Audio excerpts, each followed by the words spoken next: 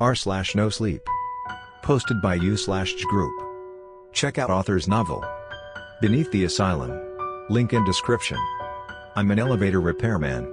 Rule number 6 is simple, don't lie about your weight if you want to live. Part 4. Here's another rule that people are constantly breaking. Rule number 6, don't lie about your weight if you want to live. How often have you actually looked up and checked the weight capacity sign before hitting the close doors button? I bet you could count the number of times on one hand, especially if you live in a big city where you're constantly going up and down on elevator rides. And yet every elevator repairman will tell you that is one thing you should always do, without fail. The average weight capacity of an elevator is 2,100 to 2,500 pounds. Usually it would take 15 people or more to exceed that limit. Typically no problem, but not always. If you look through the history of elevator accidents, which I have, you'll see that the majority of them occur on construction sites. Sure, a few happen in completed apartment buildings and condos, where the cable pulling the passenger elevator simply snaps and the car plunges down the shaft, resulting in the inevitable deaths of everyone inside. What they don't tell you is that the cable doesn't just snap for no reason. They break because people consistently ignore the weight limit signs. Over time those cables begin to buckle and fray, little strands coming loose one by one and breaking, until there is nothing left.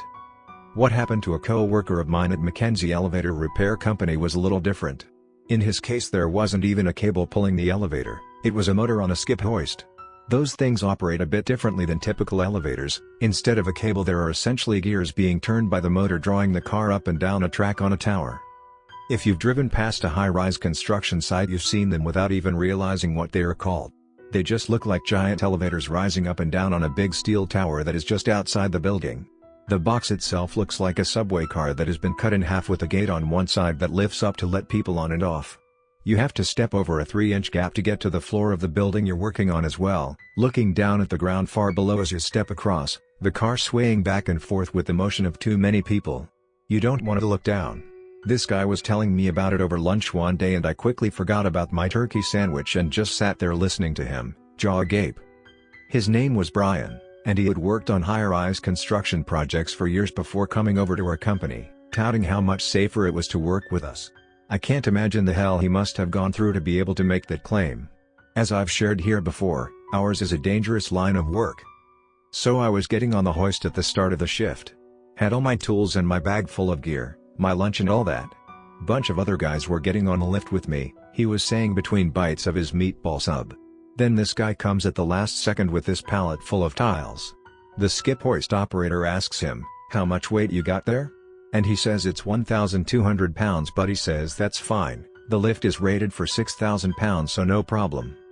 The doors close and everything is normal. We start going up and I hear this weird creaking noise. I tried not to worry about it too much, since it's a construction site, stuff is always making weird sounds and nothing is 100% safe or anything. You just try to put it out of your mind. We're getting up there, I don't know which floor, but we had been moving for a little while and the operator accidentally went a little bit too far past the floor somebody needed to get out on. I think we were up near level 20 or thereabouts. So he stops the lift and starts to go back down. Suddenly the whole thing drops. And then I got that feeling. You know the one you get when you're going down the first big drop of a roller coaster ride? It was like that but 1,000 times worse. That's when we started floating.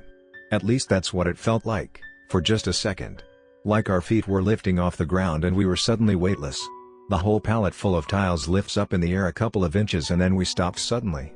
We must have dropped about 10 stories. The skip hoist operator starts screaming at the guy, "How much does that weigh? That's not fucking 1,200 pounds, you piece of shit. You're going to get us all killed." And he decides he's going back down to ground level.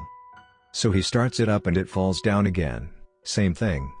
My heart was already hammering in my chest, but at that moment it was like the whole world just stopped and suddenly I was remembering things from my childhood again. You know how they say your life flashes before your eyes? Well, it does. Then we crashed into the ground and it felt like the end of the world. I just remember seeing carnage, absolute fucking carnage, as everyone around me, myself included, broke just about every last bone in our bodies. I remember seeing so much blood. That and the dust that hung around in the air, making it impossible to breathe. It made a caked on paste of brownish-gray dust and clotted blood that covered every inch of that space. I was the only one alive after it fell. Apparently I landed on enough other people that it cushioned my fall. The other guys in there saved my life without ever realizing it. I'll have survivor's guilt for the rest of my life, thinking about their lifeless bodies lying all around me, teeth and brains splattered on the walls, intestines hanging from a screwdriver which had somehow driven itself into the wall like a dart. Arms and legs missing their owners laying on top of me and all over. If I had been capable of screaming I would have, but my lung was punctured with a piece of metal debris, making it difficult to breathe, let alone call out for help. They probably thought I was dead, which accounted for the lackluster rescue effort.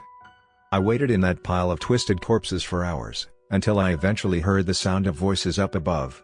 We had crashed right through the ground floor and into the concrete pit that would eventually be the basement. Apparently the motor had failed because we exceeded the weight capacity, I would find out later. Because of that my insurance claim was denied. The doctors in the hospital had to sedate me when I got my letter from the company, saying they wouldn't be covering my medical bills. Loosey Goose Insurance Company. What a bunch of pricks. He exhaled loudly and went back to eating his sandwich. I think I'm going to add a new rule to the list. One about never working on construction sites. Next rule of this series. I'm an elevator repairman. Here is rule number 7, don't ram the doors with your mobility scooter. Reading through these now I'm realizing everything is all don't do this and never do that. Well, sorry. I guess I'll try to turn this one on its head. Rule number 7, ram the elevator doors with your mobility scooter only if you are looking for a painful and terrifying way to commit suicide. You know what? That's too wordy. Okay, here goes. For real, this time. Rule number 7, don't ram the doors with your mobility scooter you stupid idiot. Again, another rule that should go without saying. The operative word being should. But people are intent on doing ridiculous and dangerous things. They think behind those doors lies the elevator, futilely waiting for them. There's nothing else behind the doors except the inside of that box. That's all there ever was and all that will ever be back there. If you've read these rules, especially number 3, you already know that's not the case. Those doors are closed for a reason. So that you don't die falling down a dark pit of despair that may or may not lead directly to Hades. But alas, some people like to find these things out the hard way. I was out at a call when I met one such individual. He pulled up next to me at the elevator doors in his rascal. I gave him a polite little nod, which he ignored. I was waiting patiently for the box to come up so that I could leave to go to the next call. The elevator doors hadn't been working properly but I had just fixed them so they opened and closed smoothly again. The guy looked to be in a hurry. He was tapping his foot and looking at the time on his cell phone and muttering, "Come on you piece of shit," to nobody in particular. That was when he decided to take matters into his own hands. He backed up and took a run at the door with the scooter. He crashed into it loudly and dented the door slightly. I was so shocked I couldn't even speak at first. I had heard of such things happening, had even seen security camera footage of it. But I never thought I would witness such crass idiocy in person. Backing up again, he got ready to drive into the door once more. "Stop. You're going to kill yourself," I yelled at him. He gave me a look full of contempt and his face went red with anger, then a bruised purple shade.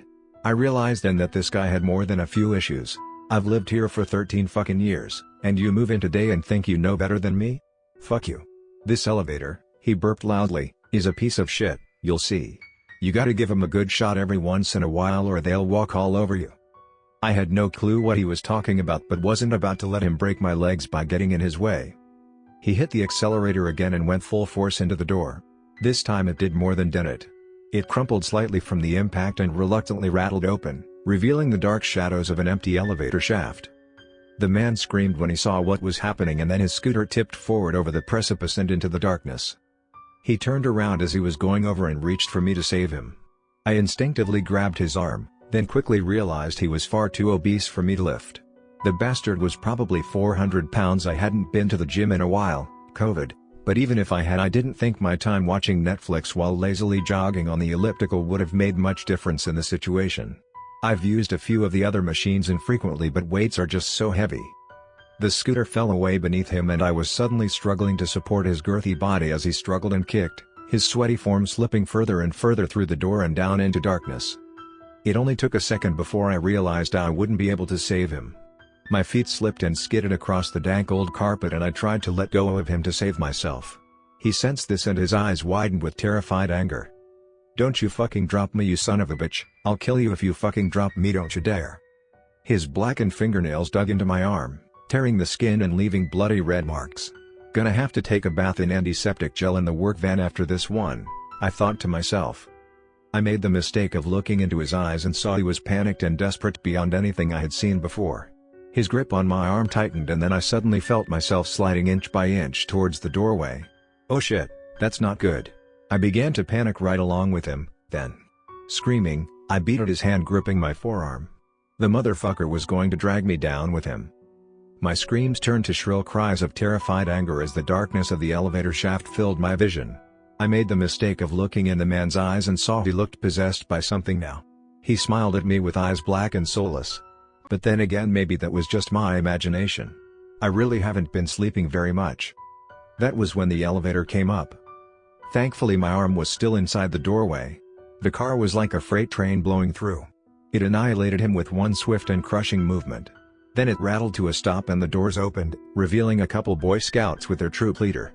From what I know of the neighborhood, I guessed he was either taking them door to door selling candy bars for fundraising purposes, or more likely, he was bringing them up to his apartment to murder them and make their skins into a sweet drum set. It was definitely one or the other, but I'm not sure which. They of course began to scream when they saw the severed hand still clutching my wrist with whitened knuckles, shooting blood from a severed artery that bathed them both in a crimson shower. I shook my wrist free of its grip with a concerted effort and forced a smile when I finally managed to knock the thing loose by whacking it against the elevator doorframe. "Hey kids, you ever meet a handyman?" I asked, shaking the decapitated forearm like a maraca, trying to lighten the mood. They laughed with innocent and uncertain laughter at this. It's almost Halloween, after all, and reluctantly went off with the now impatient-looking troop leader who dragged them away towards his apartment. I heard the sound of reggae music blasting from that direction a moment later and hoped that meant they would be okay. It was hard to imagine someone murdering children to the tune of "Don't worry, be happy," but then again, you never can tell with these things. I crammed the severed arm down the gap between the elevator and the hallway, mashing it down forcefully with a few good stomps from my steel-toed boot. That was when I heard the man up on the roof of the elevator. He was making a wet gurgling sound that reminded me of a wet vac. Which reminded me, I really needed to replace my shop vacuum. I rode down to the ground floor and eventually he must have expired because by the time I got down there I couldn't hear him anymore. I should probably tell the superintendent there's a dead body on top of his elevator. But man, I am getting really fucking sick of filling out police reports. Does anybody have a good lead on a cheap apartment in a different city? I need to get out of this godforsaken town. I'd prefer something on the ground floor if possible.